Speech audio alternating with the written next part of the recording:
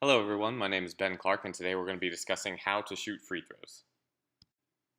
So a quick overview of what this short instructional video contains. We're going to define what a free throw is and make sure everybody's on the same page. We're going to identify the 4 basic steps for how to shoot them and make them consistently. And then we're going to do a quick review.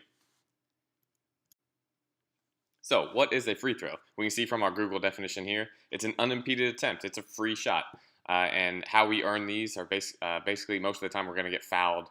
Unlike the little GIF here, this is what we would call a non-basketball move, but typically you are shooting the ball when you earn a free throw, but you can get other things like this would probably be a technical foul, which would also earn Steven Adams here in white. He would get a free throw for that. So how would he make that? Starting with step 1, we're going to start with proper stance. We can see from our model here that both feet are behind the free throw line. We're going to find the center point. Typically, you can find a nail or some type of mark on your court that will show you the middle of the free throw line. That's going to line up perfectly with the middle of the rim, which is obviously what we want to line up with to increase our chance of making those free throws on a regular basis.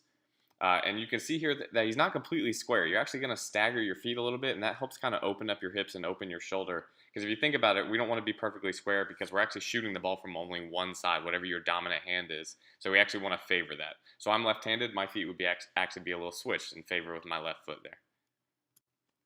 All right, step 2 sounds pretty basic, but we're going to bend the knees. The shot actually starts from the legs. It may be counterintuitive since you're shooting from your hand, but we want to use those big leg muscles. That helps with muscle memory and allows us to do the same thing over and over again, and that's really the secret to making consistent free throws. We want to maintain our balance, so you just want to make sure you're not sitting back or leaning too far forward. Keep your back straight, just nice and actually relaxed and loose. If you think about it a little bit too much, then again, you're not going to be able to do the same thing every time. Step 3, the focus is definitely on the elbows. This is one of the most important things. You can see in our model again here that his right elbow is pointed directly at the rim, and that's exactly what we want. On his left hand, his non-shooting hand, that's what we would call a flared elbow. It's kind of sticking out like a little chicken wing, and that's what we want to avoid because if you're doing that, you can't really ensure that the ball's going to go exactly towards the rim like you want it to.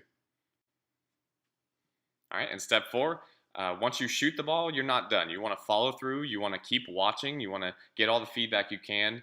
That way, if you shot it a little too long, maybe you can make an adjustment or anything like that. But basically, you want to follow through, and again, it comes all the way through the legs. A lot of people even go up on their toes, and that kind of ensures that they use their legs properly. So with a quick review, we got our little GIF here, and you can see that he's doing everything properly. He's got his feet lined up here down at the bottom. You got a nice knee bend to start the shot from the legs. You're going to point that elbow right towards the rim, and then you see that little wrist flick at the top. That's going to be his follow through.